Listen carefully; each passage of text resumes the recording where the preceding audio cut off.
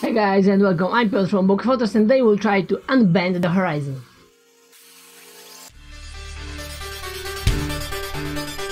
Bokeh Photos. Affinity Photo. So as you can see, the horizon is very bendy.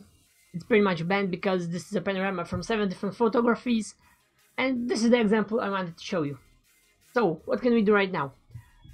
First of all, we will be using the ruler tool and the warp mesh tool. So let's just start right off.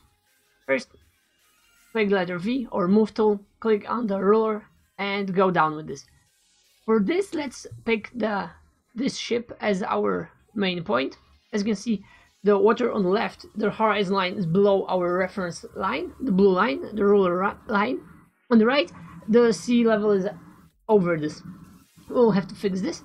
Let's copy our background layer, Ctrl J, select the layer, we have it, and just simply warp mesh tool. Click this, and as you can see here, you have a couple of points. Let's find the reference point.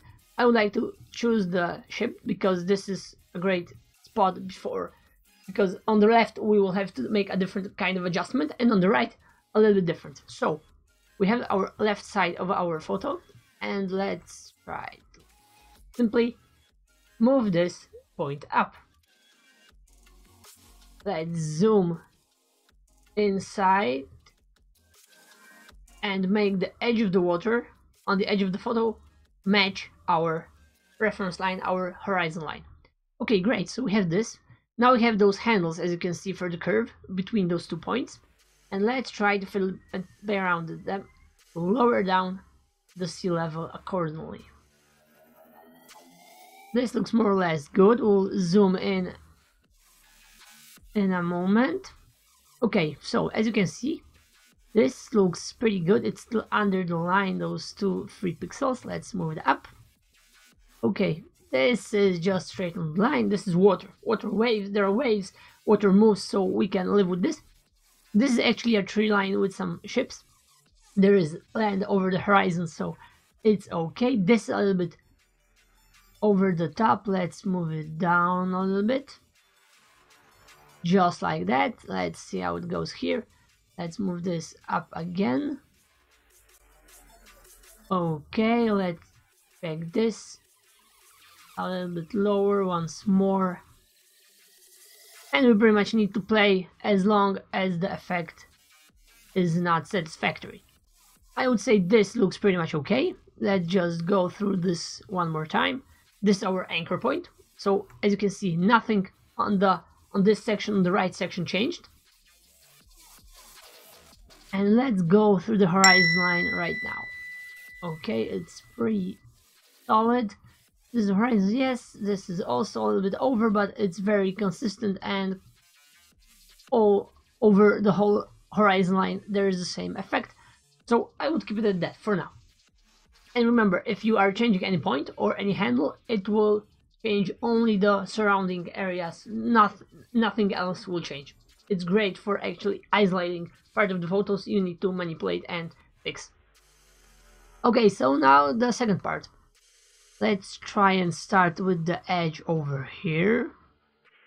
Okay, and now the handles. You could always add additional points in the middle and then fiddle around with those, but I find that from experience, the least amount of points you are using, the better, because the longer the curve, the more natural everything looks.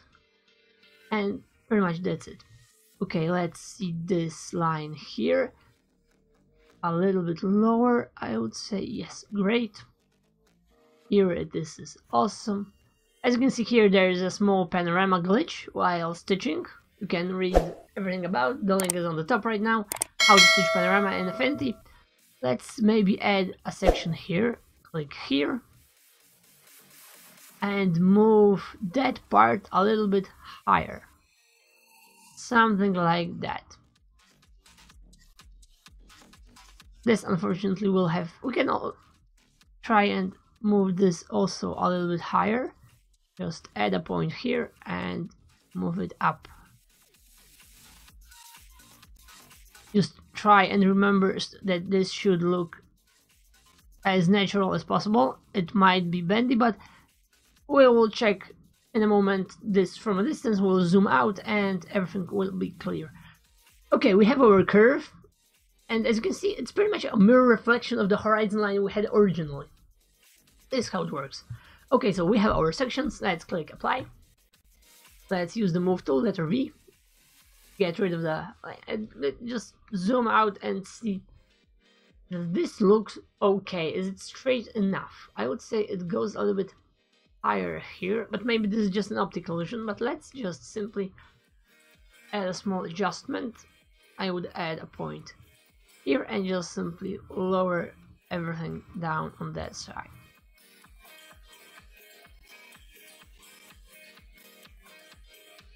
Click apply.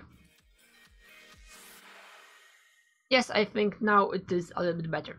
It's the ocean, it's wavy, water is flowing around, so it is a little bit more forgiving than some patterns, buildings, etc., where there are many straight lines that we really need to keep an eye on.